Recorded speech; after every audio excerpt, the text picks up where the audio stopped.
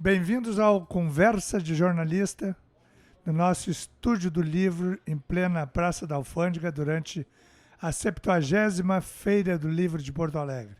Nesta promoção, conjunta com a Câmara Rio-Grandense do Livro, nós estamos entrevistando personalidades e companheiros jornalistas para o nosso canal do YouTube. E hoje temos a grata satisfação de recebermos o presidente de honra do nosso Conselho Deliberativo, Batista Filho. Bem-vindo, Batista Filho. Gostaríamos de, desde logo, desejar muito sucesso nessa nossa conversa, mas, acima de tudo, na sua vinda aqui no nosso estúdio, porque tu é um arquivo vivo da imprensa gaúcha, da comunicação social, e por isso passa, principalmente, tudo que nós temos feito na Casa do Jornalista. E qual é o cenário hoje do mercado de trabalho do jornalista no Rio Grande do Sul, num ambiente muito oligopolizado e, acima de tudo, sem democratização dos recursos para a nossa imprensa, principalmente a imprensa independente. Boa tarde, primeiro a ti, Wilson Romero, que é, antes de tudo, um abnegado, um defensor dos seus princípios. E um desses princípios tão fundamentais no convívio humanístico é o da defesa da sua categoria profissional, o da defesa de seus iguais. Tão parecido com a Associação Rio-Grandense de Imprensa, criada há muitos e muitos anos, 1935 para ser exato, também um instante de ebulição política, de indefinição de caminhos a ser tomados pela sociedade, porque antevéspera ou véspera da deflagração da Segunda Guerra Mundial, que tantas alterações causou ao seu término, na ansiedade, principalmente, da humanidade em encontrar caminhos de paz e de compreensão, porque sem compreensão não existe paz. Quero também agradecer essa oportunidade, porque depois de um determinado momento de inspiração, de generosidade, o Conselho Deliberativo da ARI e a diretoria executiva decidiram me outorgar esse título de presidente de honra da entidade, que uma vez só, um título mais do que honorífico, que perene, já foi de Alberto André, seguramente um grande, não apenas entusiasmado pela sua profissão, mas um grande defensor da dignidade da profissão de todos aqueles que são hoje chamados genericamente de comunicadores. Ele que começou com a imprensa escrita. Pois, Batista, há algumas décadas a ARI é presente ou está presente na Feira do Livro com a sua banca, e agora trazendo essa iniciativa inovadora do Estúdio do Livro. Como é que se avalia esse avanço nessa colaboração, inclusive parceria com a Câmara Rio-Grandense do Livro?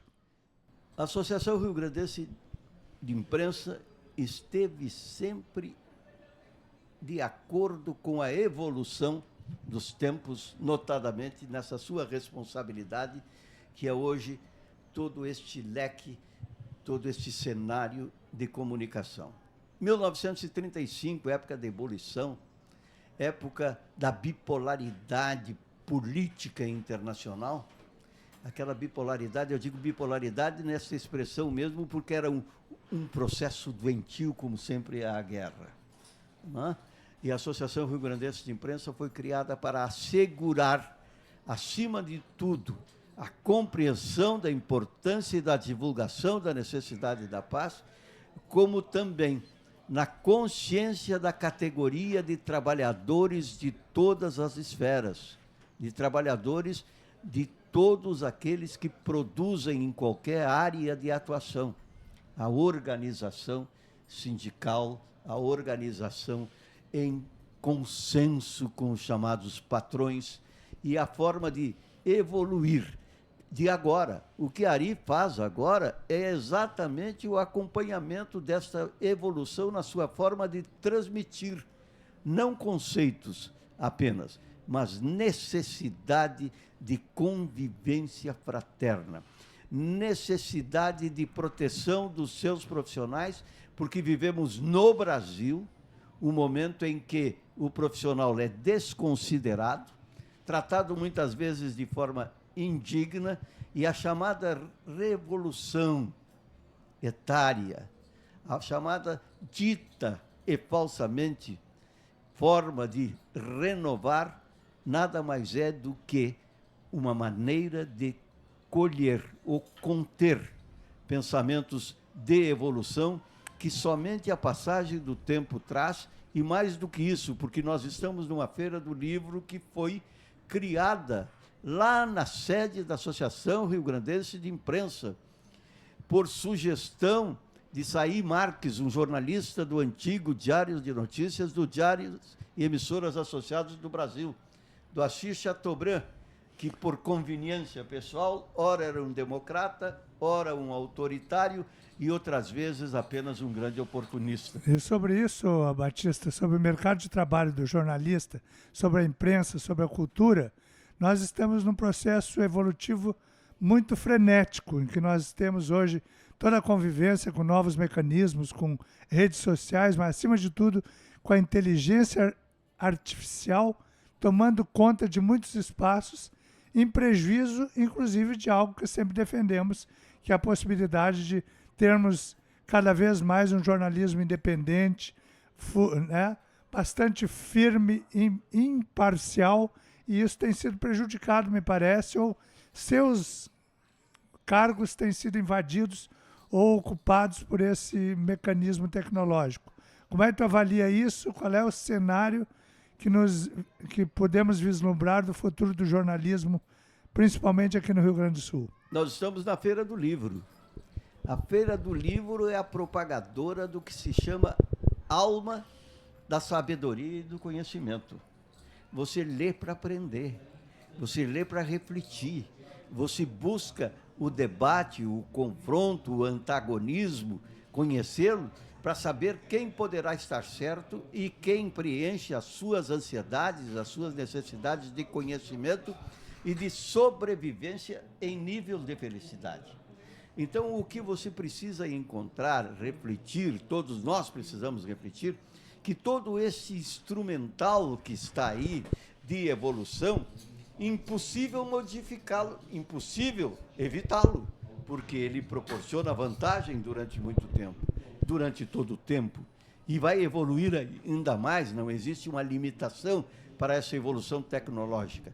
O que precisa haver não é controle, mas é o conhecimento de que tudo isto que hoje dispomos para a comunicação fazem parte do ferramental da comunicação. Eles não são o espírito, o âmago, eles não são o conhecimento. Pelo contrário, muitas vezes, porque acontece exatamente isso. Os elementos, os instrumentos novos são sempre instrumentos mais caros.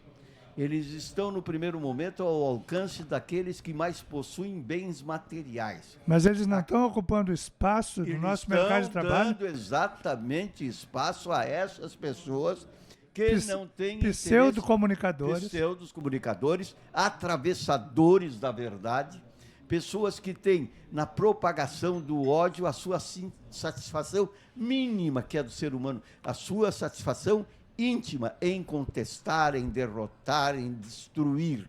Então, por isso, eles são utilizados exatamente por aqueles que nunca perderam as suas posições feudais de poder.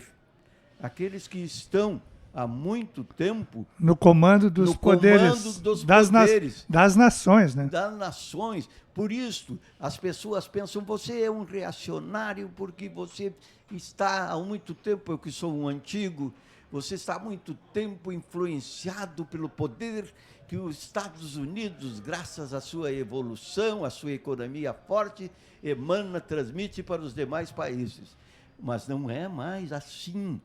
A coisa ficou tão, vamos usar uma expressão nova que talvez não exista, talvez seja um neologismo, mas mundializada. Ela se tornou planetária, globalizada. Globalizada, que era, né? hoje nós estamos submissos, sim, na informação, às transnacionais. Não são mais um determinado país ou outro. O próprio os Estados Unidos... A exemplo do que acontece na economia, hoje nós estamos... Na economia, acontece até mesmo nos costumes, porque a economia se fortalece com um público dos outros países menos preparados que são seguidores de suas modas. Ou seja, viramos macaquitos de muitas culturas externas. Exatamente isto. E veja o estado do Rio Grande do Sul. Vamos chegar um pouquinho em economia. E lembrando aqui que nós estamos exatamente num local onde a questão de 4 meses estava tudo inundado. 2 metros de água aqui nós conseguimos reconstruir, né, Batista? 2 metros de água em um local onde o clima foi o determinante, mas que teve os seus assessores. Seus assessores foram aqueles que ignoraram durante muito tempo um sistema que foi considerado, quando pronto, lá no início da década de 40, o mais evoluído do mundo.